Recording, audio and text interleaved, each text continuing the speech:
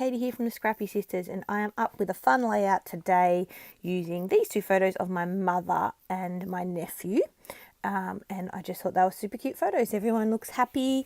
It was actually the day that Jess brought Tom home from hospital, and myself and my partner went over to visit. If you've watched the video, my video that went up before this one, so I don't know, Jess might have had one go up in between. We're still scheduling everything for the moment, but it was a photo of my partner Danny holding my nephew Tom. This photo was taken same time, same room.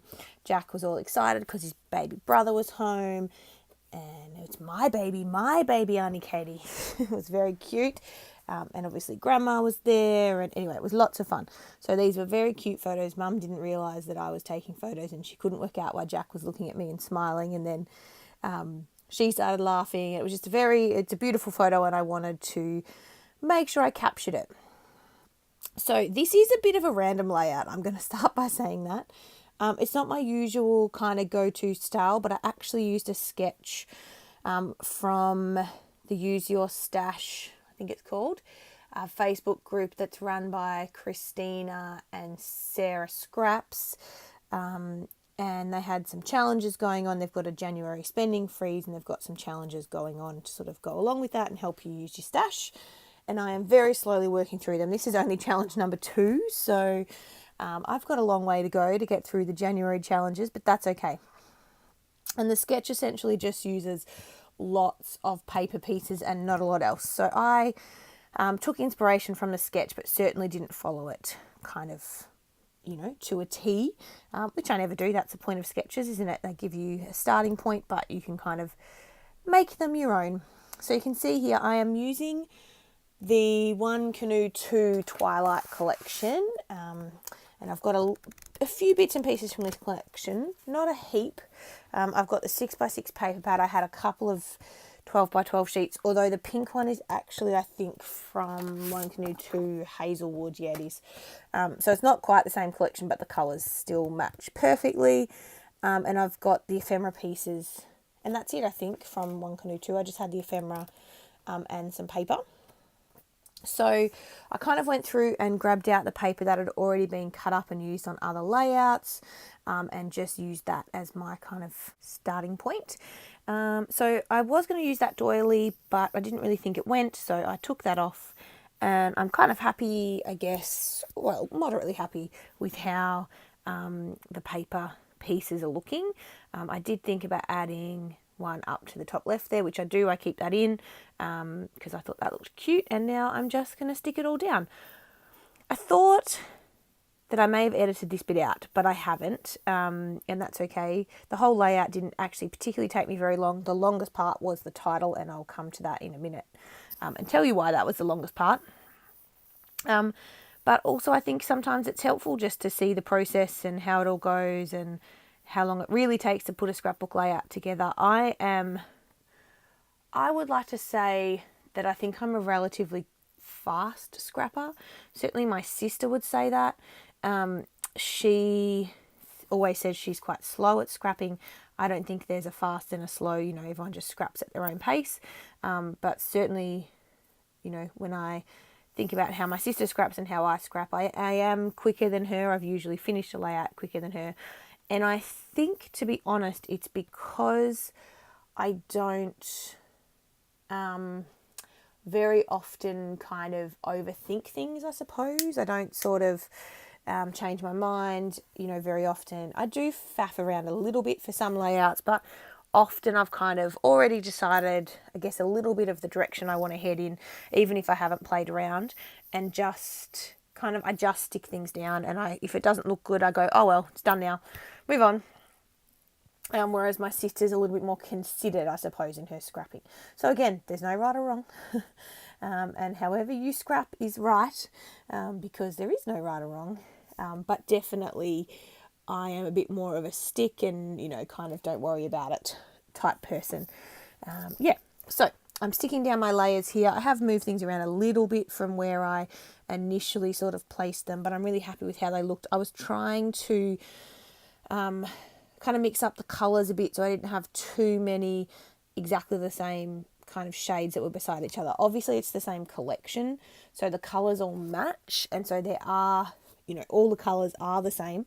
But my favourite, I love navy blue so much. And I love navy blue and scrapping. I think it's probably one of my favourite colours to scrap with, and I'm loving that they're bringing out more navy blue, particularly since obviously I'm about to have a little boy, and you can see, these photos are of my nephew and it's a completely pink layout, but I am totally fine with scrapping the, I guess, more stereotypically girly colours. I try not to prescribe to gender stereotypes very much in my scrapping, but it's difficult because all the collections are targeted very much at like boy, girl. There's not a lot of what I would call gender neutral scrapbooking collections, particularly in children's ranges, that aren't yellow and green. And I'm not a big fan of the yellow and green kind of baby look together. So I am a very big fan of just mixing pinks and blues and, all the colours together. And just coming up. I don't mind using florals on layouts. Anyway, I'm going on a tangent. I don't mind about what colours I scrap with what photos. I just go with what looks good to me. And this One Canoe 2 collection, this Twilight collection, it was stunning in my personal opinion.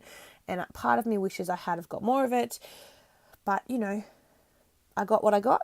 We can't get it very easily in Australia, so yeah, I got what I got, and it's lovely, and I really like it, and I'm going to keep an eye out on more of what One Canoe 2 bring out, because I just think I like those really sort of soft, subtle kind of patterns and colours, and yeah, it's a lovely collection. What am I doing? I'm sticking my photos down. So I've popped my photos up, I'm sticking them down, and then I think it was in one of my Secret Not Secret Kit Club, or I might have only got one Secret Not Secret Kit Club kit, actually. I got a few wood veneer pieces, and I know they're from Kaiser Craft because I have them in my stash as well. But I really liked the sentiments, and so I thought about going through and picking out a couple more, but then I thought I'd do my title first. Now, this is the bit that I edit out because it takes me a really long time. So you can see here, I've got my title now, Grandma Cuddles, the title is. My problem was I didn't have the right thickers to create this title, so I had to do some doctoring. If you look closely, you'll be able to see it. I can certainly see it while I'm looking back at the layout now, doing my voiceover. But it works, and it means I can use up more of my thickers. So I had to make an R, 2 A's, and I didn't have an E, so I just used a 3. Sorry about the sniffling. I've got allergies. I just used a 3 and faced it, turned it around so it's facing the other way. And that's what I did for my E. So I do love doctoring thickers in a lot of ways. I don't like to doctor them too much so that they really don't look like, the letter that you're trying to make. But certainly you can very easily turn V's into A's, which is what I did here. And I turned a P into an R, which is also very easy to do, particularly for uppercase letters. It's much harder if you've got a lowercase font. But because I had an uppercase font, it was much easier to create those. Oh, and I used a W for an M as well. So I guess, wanted to show you that it is still easy to create titles if you don't have the right thicker letters. You can doctor them. And yeah, so I did that. I used my Z's or Z's to chop up to create the extra little bits.